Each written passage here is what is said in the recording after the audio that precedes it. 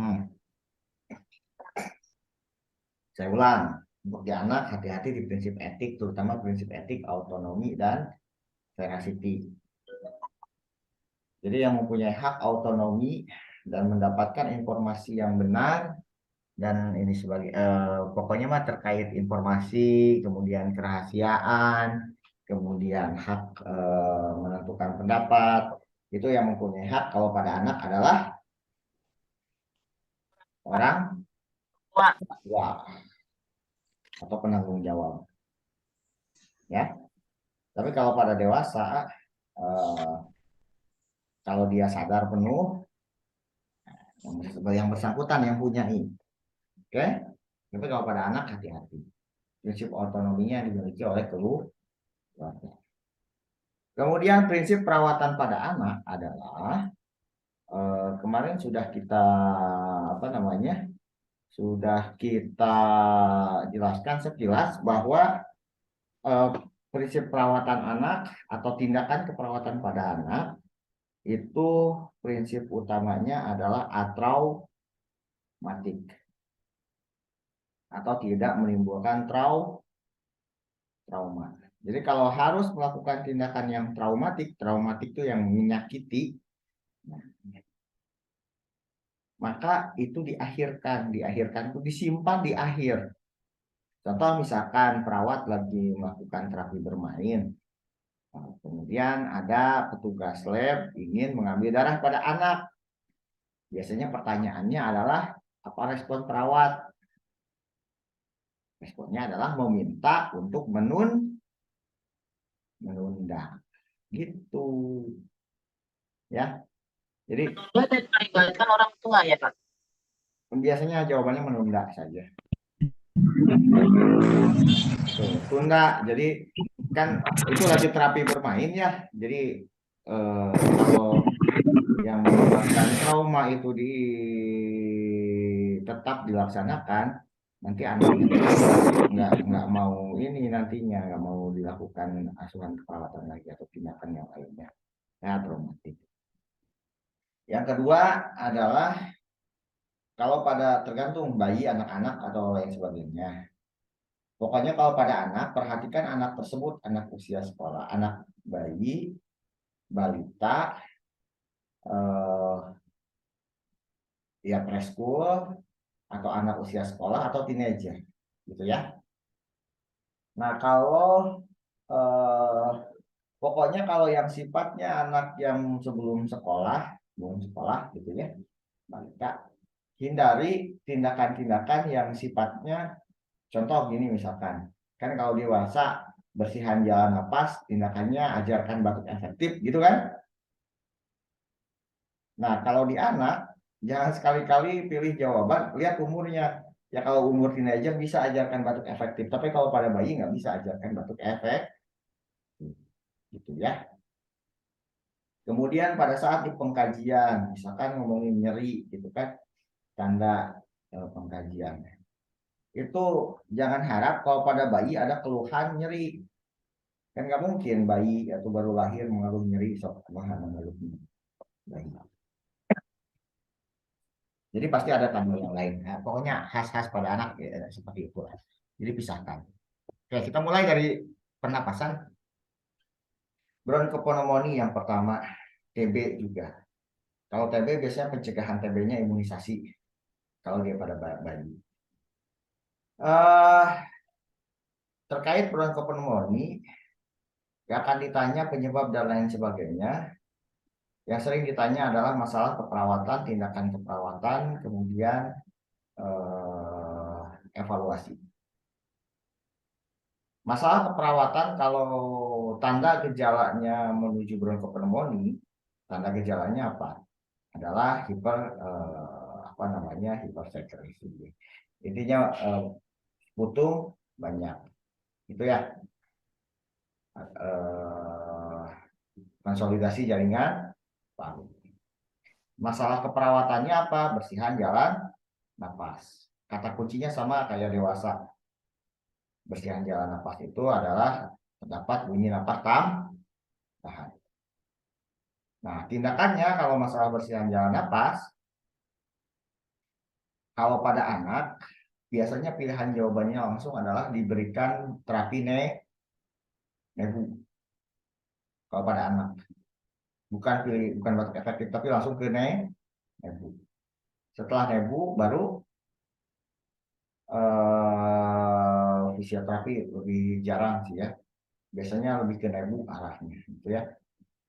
Kemudian pola napas, kalau pola napas itu berkaitan penggunaan otot bantu napas sama penggunaan pernapasan cuping hidung. Kalau pertukaran gas sama adalah data ADD. Oke, lanjut.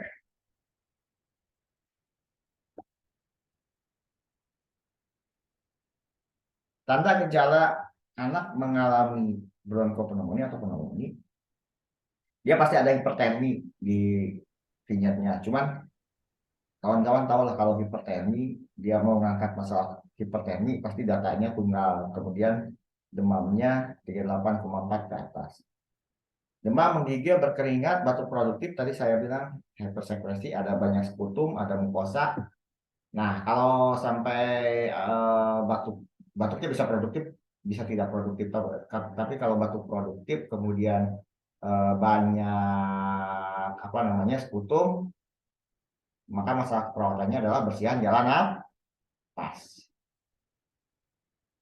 Kalau pernapasan cuping hidung, retraksi dada, sakitnya, itu masalah keperawatannya adalah pola nafas. Kalau pertukaran gas, itu bisa ADD, ya, tapi wajib ADD sih pertukaran gas. Tapi biasanya diganti datanya kalau pada anak warna kehitaman kulit anak ya, kayak gitu ya. Kemudian penanganannya, kalau pola napas, nah biasanya kalau di anak ke pola napas. Kalau masalah keperawatannya terkait pola napas, maka tindakannya adalah berikan oksigen. Itu ya, berikan oksigen. Untuk tindakan bersihan jalan napas lainnya adalah tadi saya bilang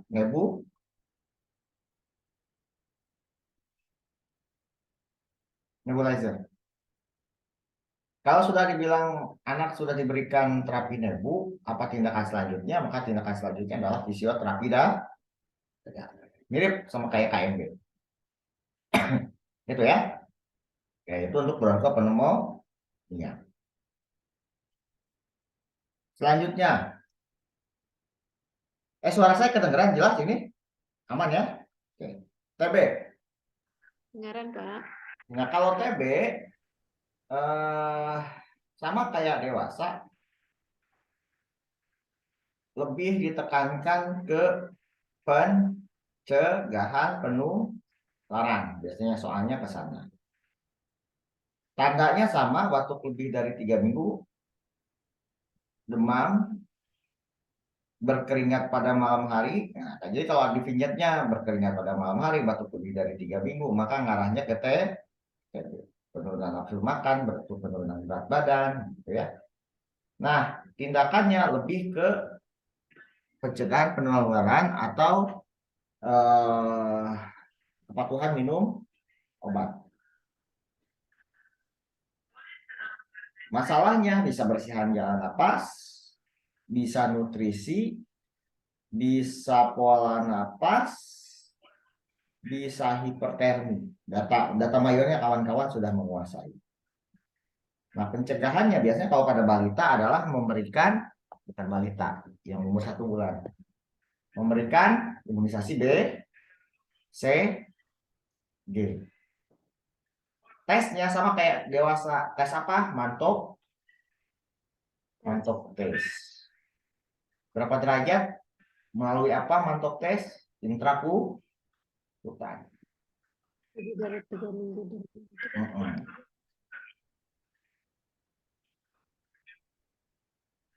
Lanjut. Selanjutnya adalah aspiksia. Kalau aspiksia, jarang ditanya dia penanganan aspiksia ringan, sedang, berat, jarang. Sebentar, saya ngambil panduan yang lainnya ya. Bentar aja. Pada anak takut kelewat, saya mencocokkan. Bentar ya, sebentar.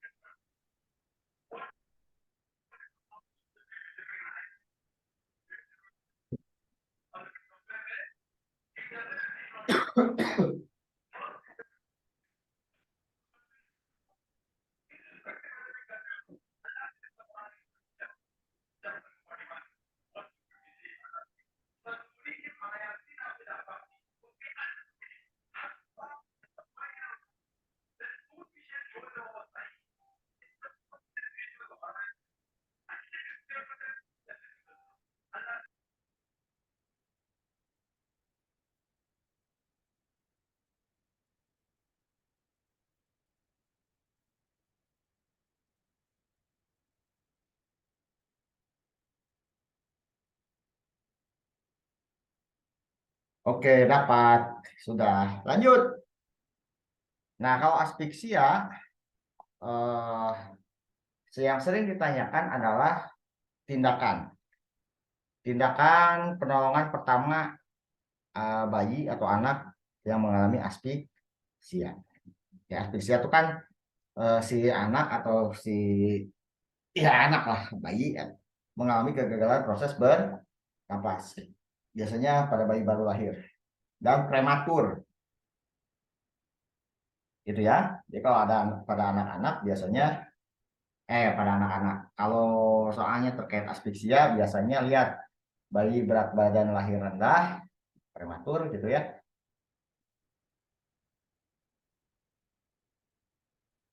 Kalau dibilang dia mengalami gagal napas, atau kadang suka langsung disebut skor Apgar skornya.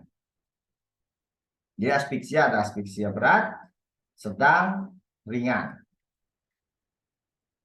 Apgar skor 0 sampai 3 dia berat, sedang 46, ringan 79. Untuk Apgar skor sudah kita bahas di maternitas.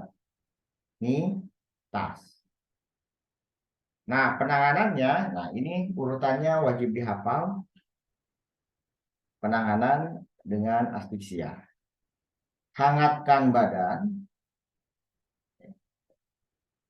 Saya urutkan.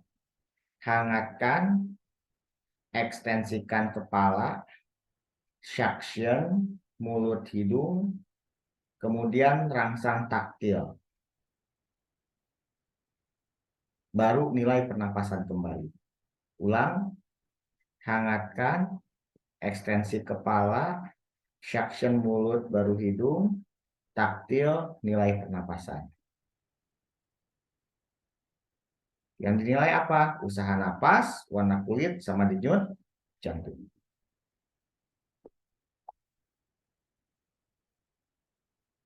Kalau setelah dirangsang taktil dan di pengkajian hasilnya bayi belum bernapas, maka tindakannya adalah berikan VTP 30 detik. Setelah 30 detik nilai lagi. Kalau belum napas juga lanjutkan VTP plus kompresi 30 detik. Oke. Kalau sudah ada denyutan 60 kali per menit, hentikan kompresi, lanjutkan VTP. Tapi kalau denyut jantung si anak itu lebih dari 100, lakukan perawatan pasca resusitasi. Perlu saya ulang? Perlu diulang urutannya? Hangatkan, ekstensikan kepala, suction mulut hidung, rangsang taktil, nilai pernapasan. Kalau masih gagal kembali, masih gagal usaha napas, warna kulitnya masih jelek, denyut jantungnya masih jelek, belum bisa bernapas, intinya gitu ya. Si anaknya masih belum bisa napas, kasih VTP 30 detik. Setelah 30 detik, nilai. Kalau masih belum bisa napas, VTV plus kompresi 30 detik. Kalau sudah ada denyutan 60 kali per menit, hentikan kompresi, lanjutkan VTV. Kalau sudah lebih dari 100, lanjutkan perawatan pasca resusitasi.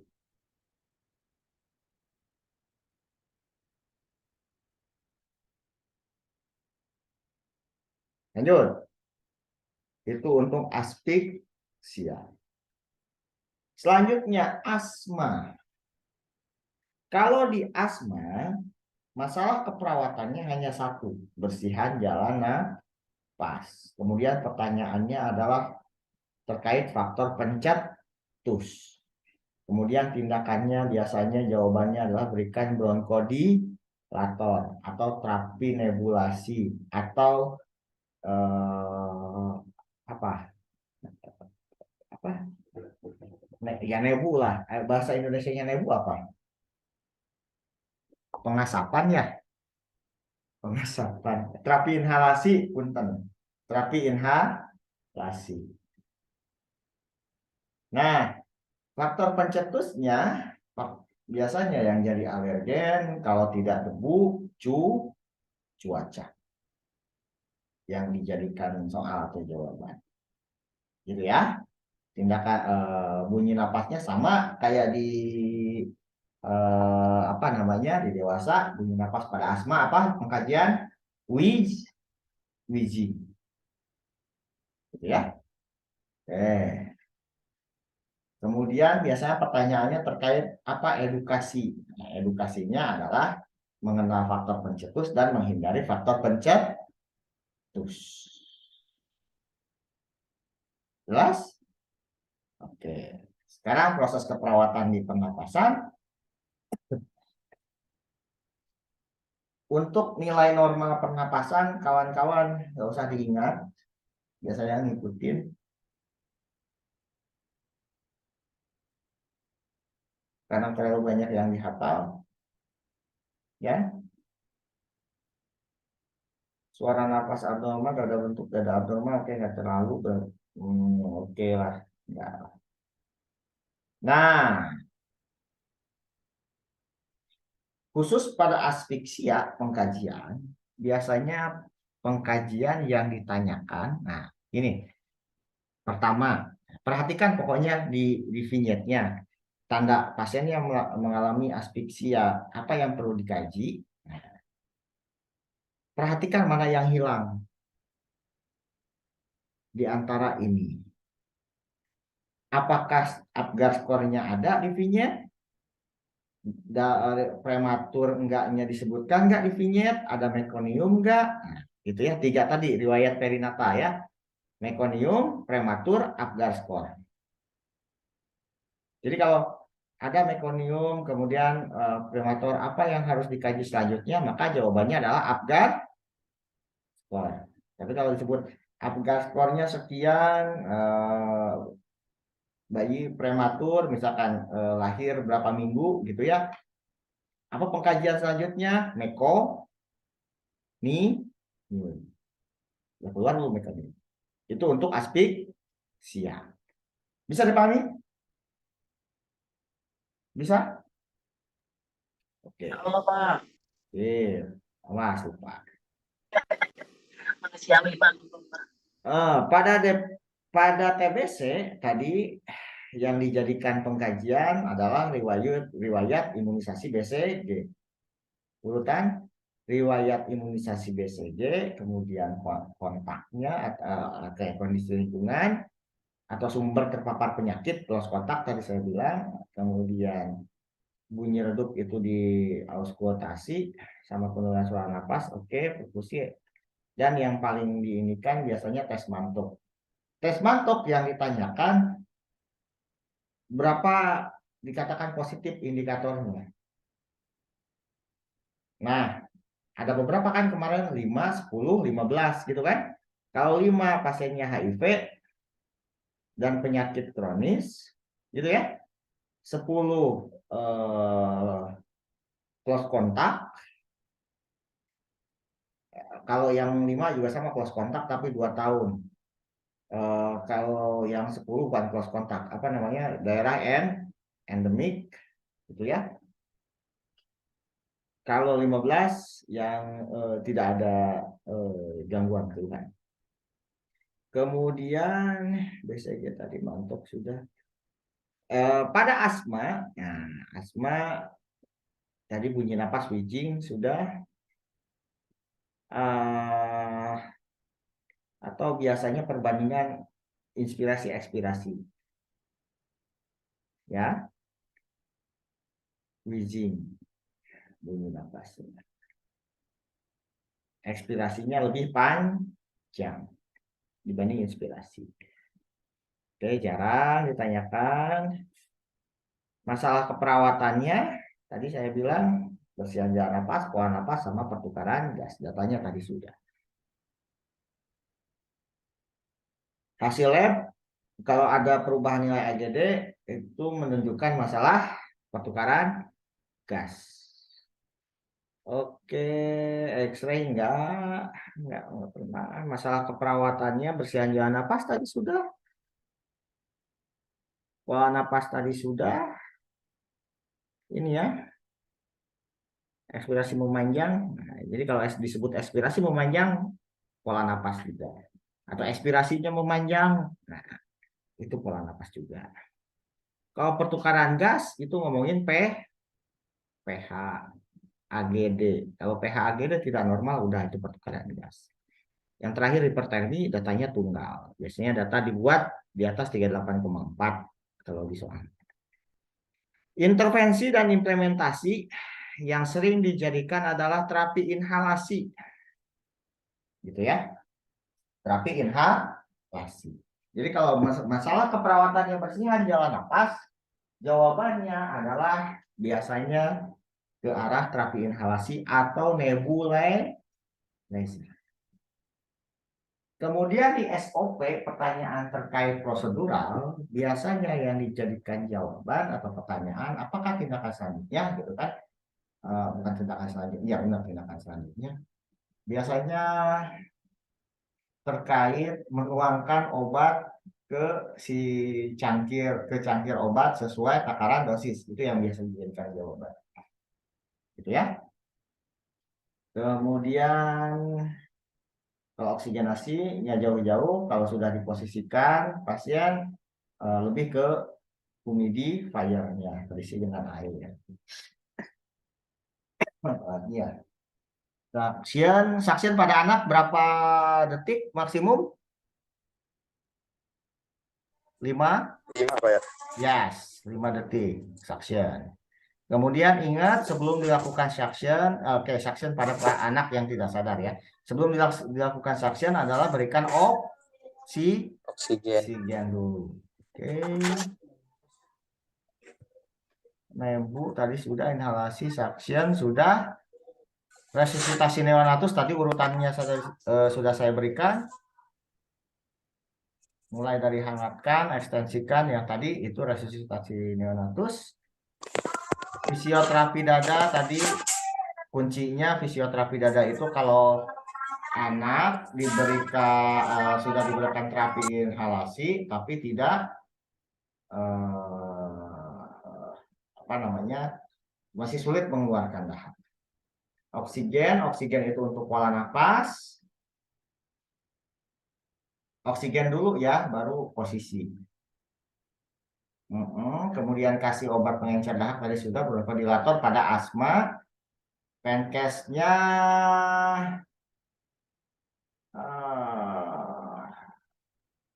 menghindari alergen pada asma, pencegahan penularan itu pada TB tadi sudah saya sebutkan, menganjurkan minum hangat biasanya untuk mengeluarkan dahak, gitu ya. Evaluasi bersihan jalan nafas. Nah, evaluasi untuk bersihan jalan nafas yang dievaluasi adalah tidak ada batuk, tidak ada sputum, tidak ada mekonium. Intinya adalah jalan napasnya bersih, suara napasnya bersih. Kalau pola napas, evaluasinya adalah ventilasinya RAD1. Tidak ada penggunaan otot bantu napas. Pola napasnya normal, inspirasi ekspirasinya 1:2. Gitu ya. Tidak terjadi gangguan pertukaran gas itu untuk dengan evaluasinya adalah analisa gas darah yang normal. Dan hipertermi tahu sendiri. Itu untuk di pernapasan.